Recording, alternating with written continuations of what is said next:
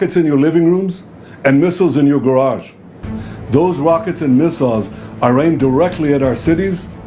যুদ্ধ অপরাধ ও মানবতা বিরোধী অপরাধের অভিযোগে ইসরায়েলের প্রধানমন্ত্রী বেনিয়ামিন নেতানিয়াহুর বিরুদ্ধে শেষমেশ গ্রেপ্তারি পরোয়ানা জারি করলেন আন্তর্জাতিক অপরাধ আদালত। এবার সেটি আমলে নিয়ে তাকে গ্রেপ্তারের প্রতিশ্রুতি দিয়েছে ইউরোপের 7টি দেশ।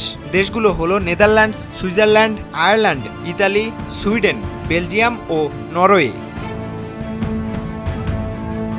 চলতি বছরের মে মাসে নেতানিয়াহু গ্যালান্ত ও গাজা নিয়ন্ত্রণকারী সশস্ত্র গোষ্ঠীর হামাসের তৎকালীন প্রধান ইসমাইল হানিয়া, গাজার হামাস প্রধান ইয়াহিয়া সিনওয়ারের বিরুদ্ধে গ্রেপ্তারি পরোয়ানা জারির আবেদন করেন আইসিসির প্রধান কৌশলী করিম খান। তার আবেদনে সাড়া দিয়ে 21 নভেম্বর গ্রেপ্তারি পরোয়ানা জারি করেন নেদারল্যান্ডসের হেগ শহরে অবস্থিত আন্তর্জাতিক অপরাধ আদালত। গ্রেপ্তারি পরোয়ানা জারির পর ইতালির প্রতিরক্ষা মন্ত্রী গুইদো ক্রুসেত্তো এক সাক্ষাৎকারে বলেছেন, আমি মনে করি নেতানিয়াহু ও গ্যালান্তের সঙ্গে হামাসের সামরিক শাখার প্রধানকে এক কাতারে বিচার করা আইসিসির একটি ভুল। তবে এই পরোয়ানা প্রত্যাহার কিংবা অকার্যকর হওয়ার আগে নেতানিয়াহু কিংবা গ্যালান্ত যদি ইতালি সফরে আসেন তাহলে বাধ্য হয়ে তাদেরকে গ্রেপ্তার করতে হবে আমাদের।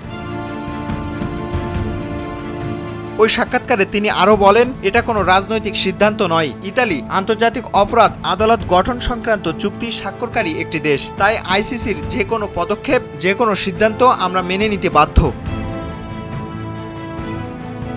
নেদারল্যান্ডসের পররাষ্ট্রমন্ত্রী ক্যাসপার ভেন্ডক্যাম্প গতকাল দেশটির পার্লামেন্টে দেওয়া এক বক্তব্যে বলেছেন, সরকার আইসিসির নির্দেশ মেনে চলা ও যাদের ওপর পরোয়ানা জারি হয়েছে তাদের সঙ্গে গুরুত্বপূর্ণ নয় এমন যাবতীয় যোগাযোগ বন্ধ করতে প্রতিশ্রুতিবদ্ধ। ফ্রান্সের পররাষ্ট্র মন্ত্রণালয়ের মুখপাত্র ক্রিস্তোফি লেমনি আইসিসির এই গ্রেপ্তারি পরোয়ানাকে জটিল আইনি ইস্যু বলে মন্তব্য করেছেন। তবে নেতানিয়াহু ফ্রান্স সফরে এলে তাকে গ্রেপ্তার করা হবে কিনা সে বিষয়ে কোনো মন্তব্য করেননি তিনি।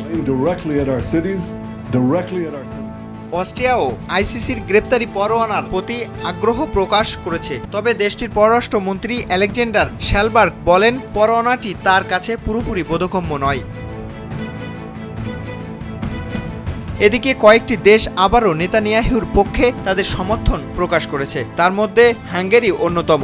আইসিসির এই পদক্ষেপের নিন্দা জানিয়ে দেশটির প্রধানমন্ত্রী ভিক্টর অরবান বলেছেন, আমি শিগগিরই ইসরায়েলের প্রধানমন্ত্রীকে হাঙ্গেরি সফরের জন্য আমন্ত্রণ জানাবো। আবু বকর সিদ্দিক, ভোরের কাগজ। Now starting this morning, the IDF has warned you to get out of harm's way.